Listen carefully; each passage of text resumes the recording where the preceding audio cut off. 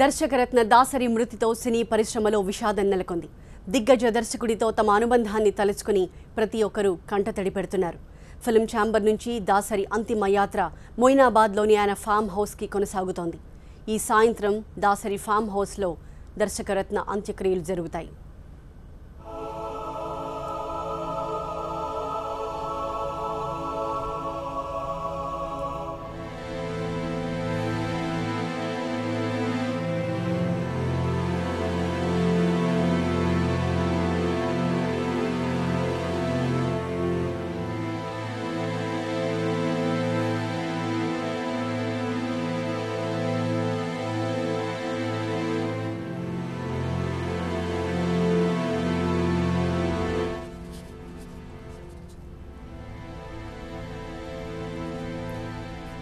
ఎవరు చెప్పారు హీరోలకే అభిమానులుంటారని?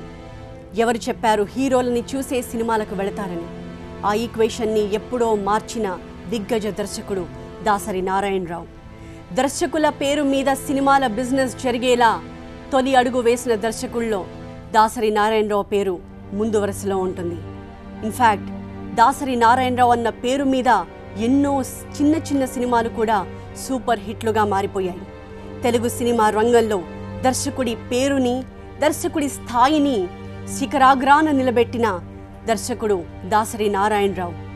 Telugu cinema దర్శకుల్లో Everest శిఖరం లాంటి దాసరి నారాయణరావు ఇక లేరు. దాసరి లేరు నీకు సరి అంటూ యావత్ తెలుగు సినీ పరిశ్రమ శోక సముద్రంలో మునిగిపోయింది.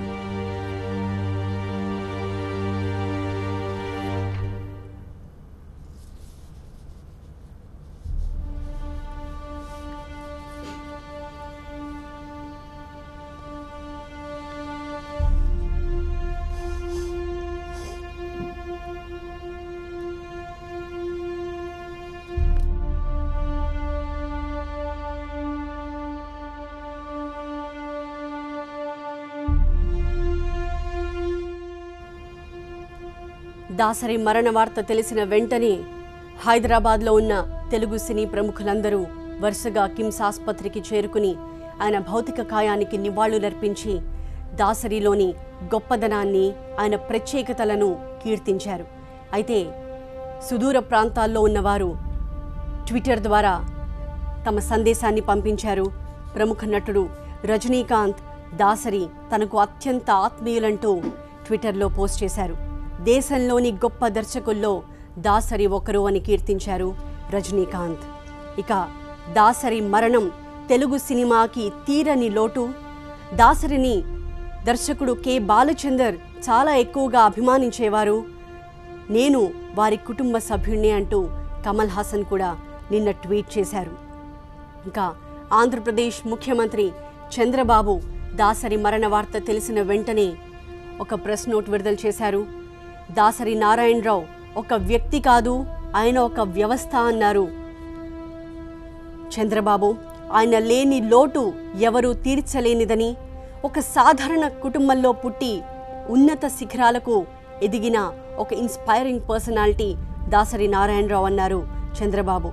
అంతేకాదు బడుగు బలహీన వర్గాల కోసం ఆయన ఎంతగానో పోరాడారు. తన కుటుంబంతో చాలా సన్నిహితంగా ఉండేవారని, ఆ కుటుంబానికి తానంటే ఎంతో అభిమానమని చంద్రబాబు మీడియాతో మాట్లాడుతూ వ్యాఖ్యానించారు. ఇక తెలుగు సినిమా గమనానికి ఒక కొత్త దారి చూపిన దర్శకుడు దాసరి అన్నారు నందమూరి బాలకృష్ణ. దాసరి ఆత్మకు శాంతి చేకూరాలని ప్రార్థిస్తున్నట్టు ఆయన చెప్పారు. యావత్ తెలుగు సినీ పరిశ్రమ శోక సముద్రంలో మునిగిపోయింది. కేవలం తెలుగు సినిమా రంగంపైనే కాదు, యావత్ భారత సినీ చరిత్రలోనే దాసరిది ఒక ప్రత్యేక అధ్యాయమని, దాసరి చేసిన ఎన్నో సినిమాలు 10 కాలాల పాటు ఆణిముత్యాల్లా క్లాసిక్స్గా మిగిలిపోతాయని ప్రతి ఒక్కరూ కీర్తిస్తున్నారు.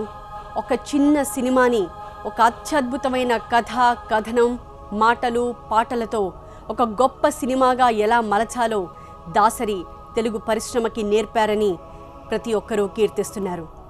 నేడు పెద్ద పెద్ద స్థానాల్లో ఉన్న ఎంతో మంది ప్రముఖ దర్శకులు దాసరి అడుగుజాడల్లో నడిచిన వారే, వారి వద్ద శిష్యరికం చేసిన వారే. ఎంతోమంది ప్రముఖ దర్శకులు దాసరి నుంచి దర్శకత్వపు ఓనమాలు నేర్చుకుని ఆయన అడుగుజాడల్లో మంచి సినిమాలు చేసే దిశగా అడుగులు వేశారు. వారంతా నేడు తమ ప్రియమైన గురువుగారు లేరన్న వాస్తవాన్ని జీర్ణించుకోలేక కన్నీటి పర్యంతమవుతున్నారు. దాసరి కెరియర్ నిండా సంచలనాలు, సాహసాలు, ప్రయోగాలు, రికార్డులే కనిపిస్తాయి. కొన్ని సినిమాలు చేయడానికి చాలామంది వెనకాడతారు. కారణం, అలాంటి సినిమాలు చేసి హిట్ కొట్టడం ఒక పెద్ద రిస్క్, ఒక సాహసం. అది అంత సులువుగా సాధ్యం కాని విషయం. కానీ అలాంటివి ఎన్నో అవలీలగా, ఎంతో ధైర్యంగా, ఆత్మవిశ్వాసంతో చేసి తన సత్తా ఏంటో, తన క్యాలిబర్ ఏంటో నిరూపించుకున్న గొప్ప దర్శకుడు దాసరి నారాయణరావు. ఆయన తొలి సినిమా తాత మనవడు నుంచి ఆఖరి చిత్రం ఎర్రబస్సు వరకు ఆయన దర్శకత్వం వహించిన దాదాపు 151 సినిమాల్లో ఎన్నో సినిమాలు సూపర్ హిట్స్గా, బ్లాక్ బస్టర్స్గా నిలిచాయి. 10 కాలాల పాటు ప్రతి ఒక్కరూ గుర్తుంచుకునే కథాంశాలతో సమాజంలోని చైతన్యాన్ని నిద్రలేపే విధంగా సినిమాలు తీసిన దర్శకుడు దాసరి ఇక లేరన్న వాస్తవాన్ని జీర్ణించుకోలేక ప్రతి ఒక్కరూ శోక సముద్రంలో మునిగిపోతున్నారు.